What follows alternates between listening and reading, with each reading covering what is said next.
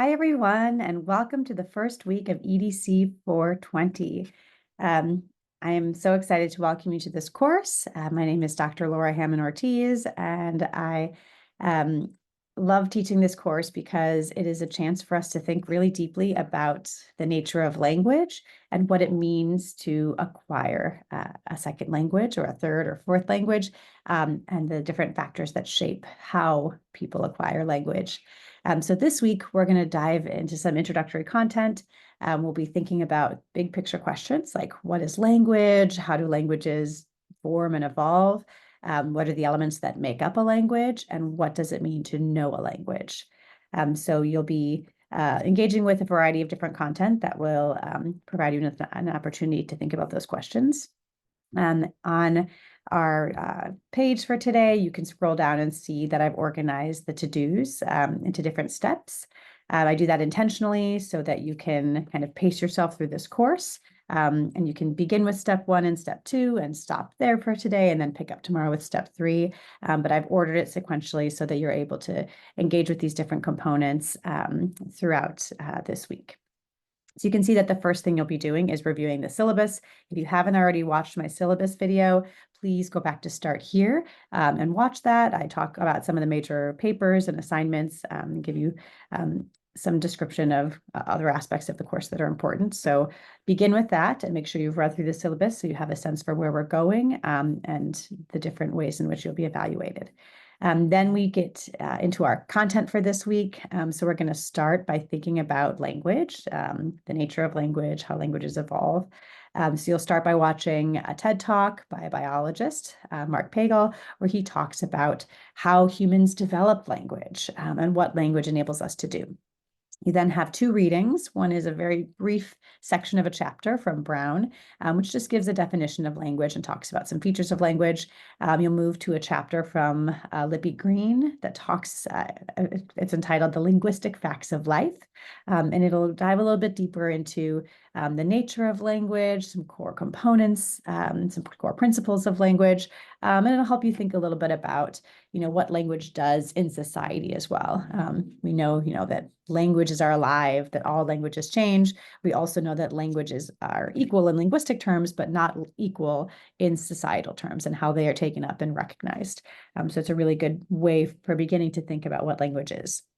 Then we'll watch a video, another short clip from Steven Pinker, who is a psychology professor, and he'll talk a little bit about, again, kind of the nature of language by talking about some things that language is not. And there is a full 50-minute lecture. We're just going to be watching 7 minutes, but if you feel like watching the whole thing, I've included the link.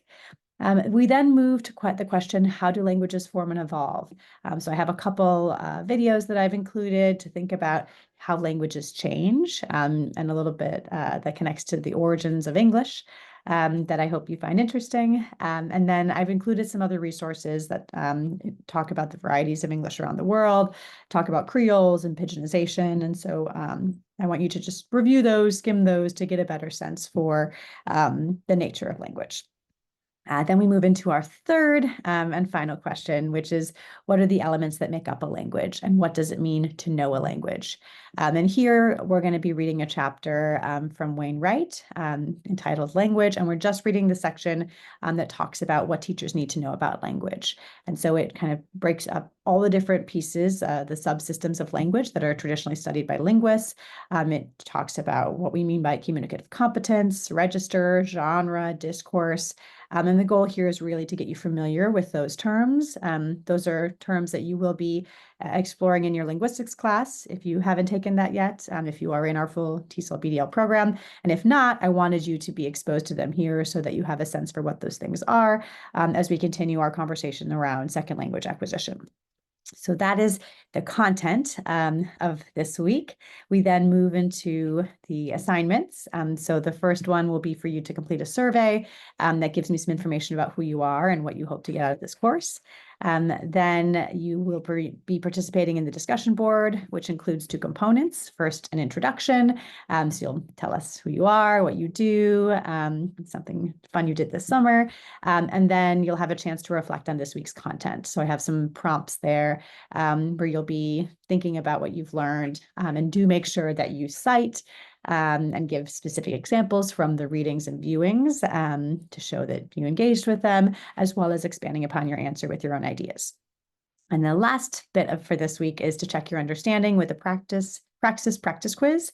As I mentioned in the syllabus video, these are not designed to be gotcha quizzes. You can take them an unlimited amount of time up until Tuesday night.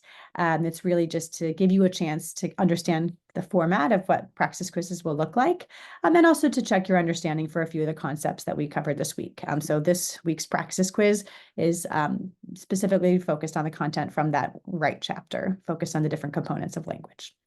At the very bottom of the page, you'll see a place where you can post any questions, concerns, or feedback you have. I have a forum that is open always for everyone to post questions, concerns, and feedback so that I can address any questions that might be shared, and so that you can go and see what other questions that your classmates have asked and get some answers in a shared space. If you do have questions specific to your own context or that are unique to you, please feel free to email me about them, or we can set up a time to meet. Otherwise, I have that forum there as a space where we can engage and I can answer questions that relate to more students. So that is it for this week. Again, I'm so excited to welcome you to this course and to learning about language and how we learn a language. So I hope you are excited to dive in as well, and I look forward to reading your reflections on the discussion board. Thanks.